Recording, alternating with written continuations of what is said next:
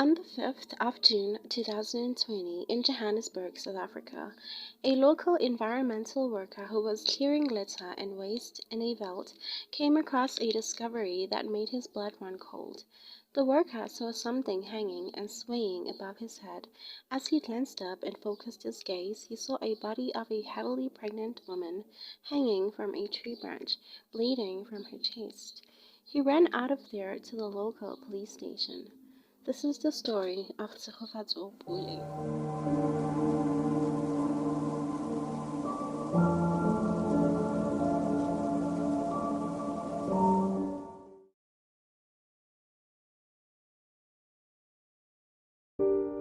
Tshegofatso Pule, who was 28 years old at the time, was born in May 10th of 1992 to parents Makina and Lungi Mashiane.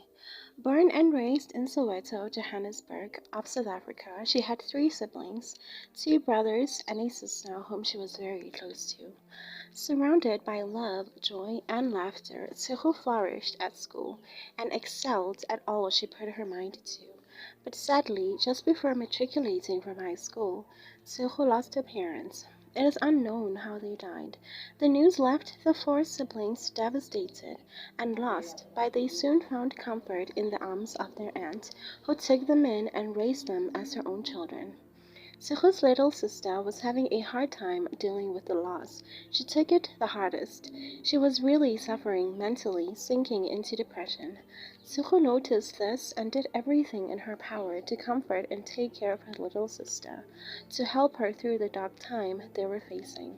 She became her pillar of strength. That's who Tsego was. A rock when you needed her, would never let you down and always willing to help whenever and however she could. After matriculating from high school, Tshego decided to further her studies at the University of Johannesburg. After a while, though, she would find out that her passion lies somewhere else. Tshego quit her studies and ventured into the makeup industry.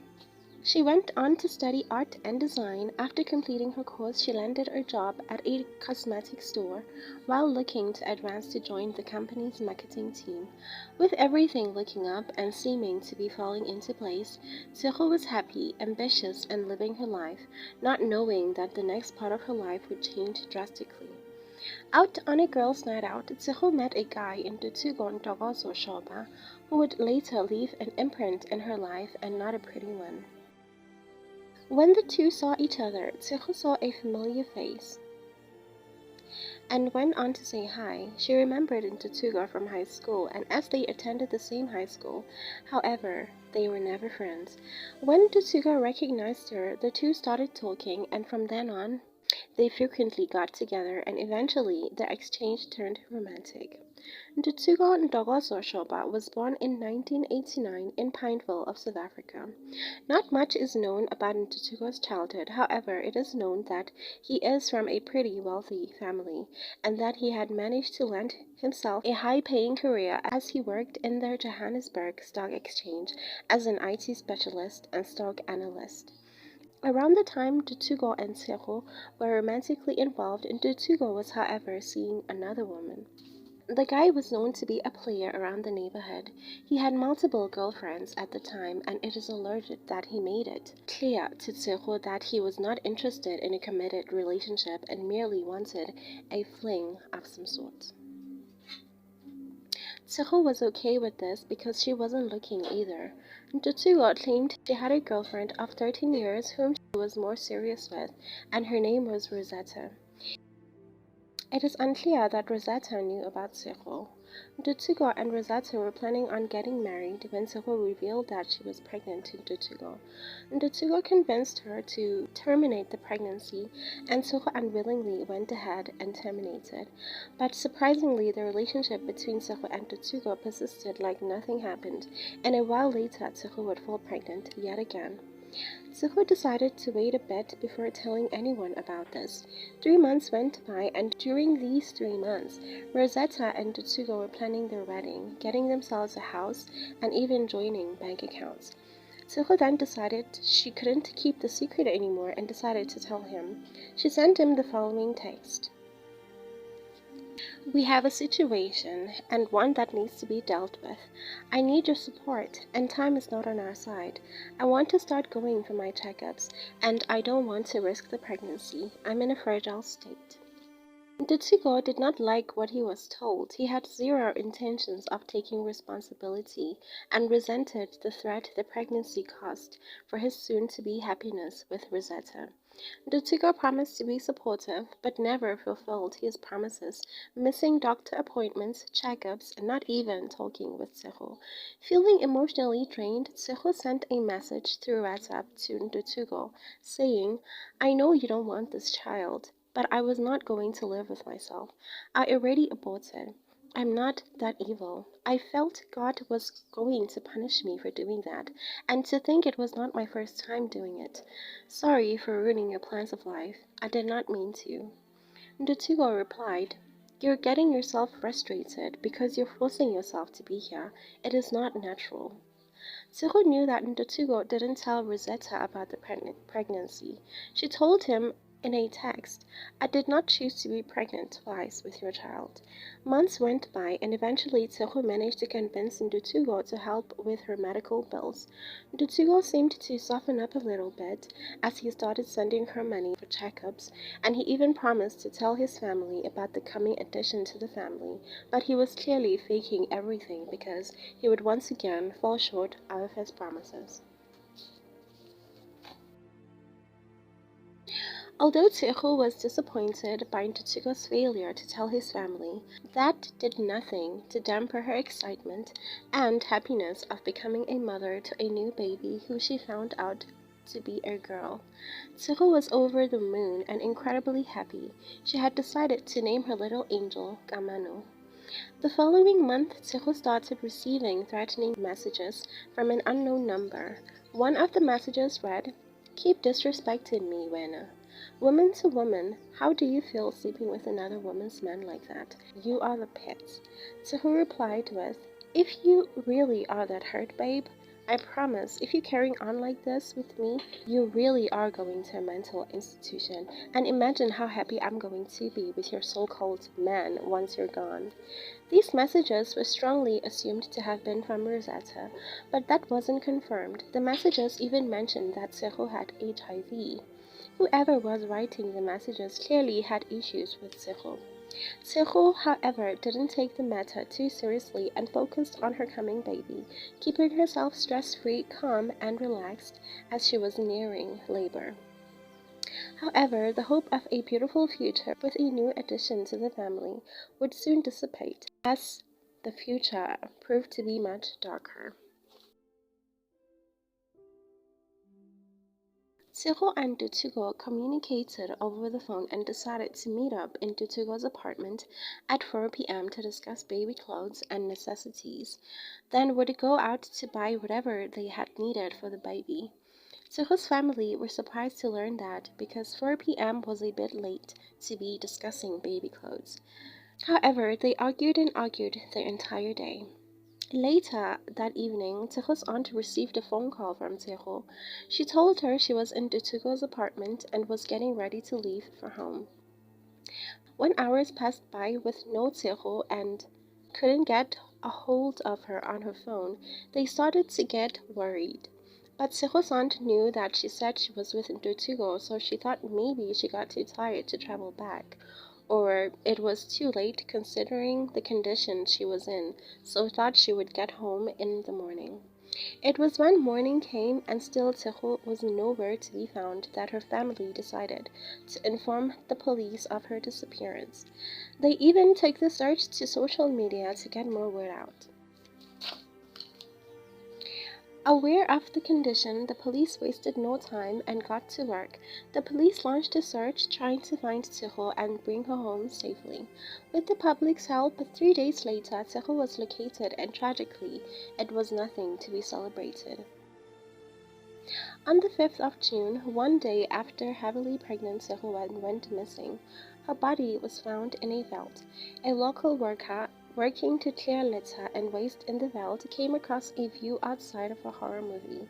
Before him was the body of a woman hanging off of a tree, and the said woman was pregnant. She had blood on her chest, and a clear visible wound. Horrified by the sight before him, the worker ran for help. On his way to the local police station, he told the community about what he saw. They gathered around, taking pictures, some even shot videos. When police got there, they were horrified by what they saw. They made sure no one interfered with the scene. At first, it looked like she took her own life, but due to the way her body was positioned, the police questioned that thought. When she was reported missing, the police told Tshego's family that a dead body was found and showed pictures to the family members to confirm if it was Tshego. And as they looked at the pictures, it was confirmed that the body did indeed belong to Tshegofatso Pule. The police took pictures of her face to try identifying her, were the pictures shown to her family. However, the onlookers at the scene, as police were securing the crime scene, took videos, and those videos would make their way to social media. You can only imagine how upsetting it was when Tsego's family also saw the videos of their loved ones in that state. It was confirmed that the wound from her chest was a gunshot wound. Medical reports confirmed that the woman was 31 weeks pregnant, meaning the unborn child had a chance to be saved but unfortunately suffocated. Tsego's family were beside themselves. They were so devastated. Not only did they lose Tsego, but that bundle of joy they were all so eager to meet, they were no longer. They were devastated. After the police were told by Tsego's aunt about the lost phone call from Tshego and the issues between Tshego and Ntutsugo surrounding her pregnancy, they started looking at Ntutsugo more closely. Ntutsugo, however, would not cooperate and would give little to no information. It was uncovered that Ntutsugo's apartment had surveillance cameras, so they followed that lead that would break the case wide open.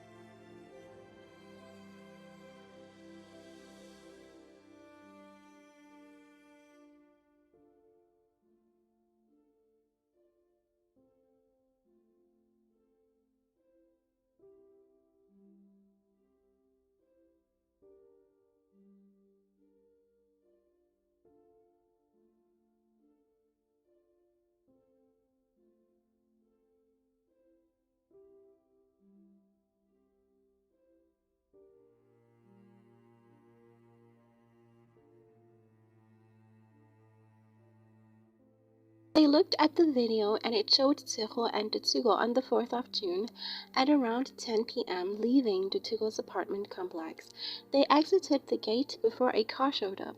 The car came to a halt and Tshego was shown to be hesitant to step in the vehicle as she approached the passenger door. But with persuasion and encouragement from Ntutsugo, she eventually stepped inside the vehicle. Ntutsugo was seen returning inside the building as the car drove off, and oddly enough, the footage jumped from 10:06 p.m. to 10:09 p.m., with 3 minutes missing and unaccounted for. It's unknown why, but the building's manager claimed that the camera is only activated when there's enough activity on the gate. The police managed to make out the model of the car that Tshego stepped into and went searching for it, and a few days later was located. It was learned that the vehicle belonged to a young woman who lived in the area, but she had a solid alibi, and eventually it was uncovered that the man who was behind the wheel that fateful night was the woman's boyfriend, Muzi Gaise. Muzi was in his late 20s, and it was learned that him and Ntutsugo had attended high school together. This and the footage was enough to arrest Muzi 11 days after Tsego's murder. Muzi crumbled immediately under interrogation pressure. He almost instantly pinned the murder on Tshego, claiming that he was merely the driver, simply instructed to dispose of the body. However, there was no evidence to back the claim.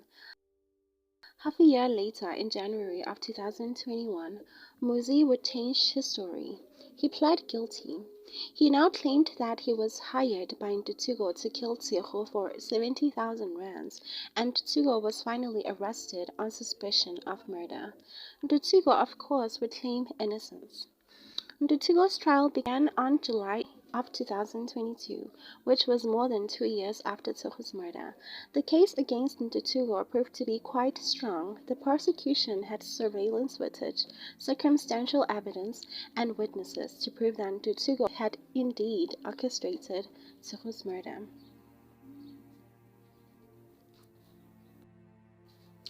Muzi in court would claim that this was their second attempt at murdering Tshego. He said they tried kidnapping her at McDonald's 2 days prior to her murder. After that plan failed, they came up with a new plan. The plan was Tshego would lure Tshego out by buying new baby clothes for the baby and have dinner at his apartment. Muzi would then pose as a Uber driver, picking her up from Tsego's apartment. Muzi would then murder her and dispose of her body. Tshego would pay Muzi 70,000 rands in return for this. Muzi then confessed that he drove her to a remote area, ordered her out of the car, shot her at close range, and then loaded her back inside the car and drove to a secluded veldt and tied her up a tree. Tsego's autopsy confirmed that Tshego appeared to be alive when Muzi hanged her, but the gunshot wound was probably what took her life. Tshego, however, would maintain his innocence plea, even when it was learned that he used a burner phone to contact Muzi, and both his original phone and the burner phone were at the same location most of the time. Tshego, however, had an explanation for the burner phone. Apparently, he would use it to buy cigarettes. The judge didn't believe a word out of his mouth. So Tshego was found guilty and was sentenced to life imprisonment for the murder of Tshegofatso Pule and her unborn child. Disgustingly, he showed no remorse. He actually smiled during his sentencing. Muzi was sentenced to 20 years in prison. His sentence was lenient because he cooperated with the police against Tshego. Tsego's family was emotional, to say the least. Justice was finally served for their beautiful Tshego, even after 2 years waiting. Tshegofatso was a beautiful, ambitious, and incredibly warm, soon-to-be mother to unborn Kamano, who was ripped out of her family and all those who loved her for something so senseless. She was a pillar of strength for her siblings, a beacon of hope, a source of happiness for her loved ones. I can't imagine how her little sister took this heartbreakingly reality. After all they went through with the death of their parents, it's just truly tragic. And I hope all those who loved and adored her find all the support and love they need to get through such heartbreak. May Tshego and her Kamano rest peacefully. They definitely are in a better place.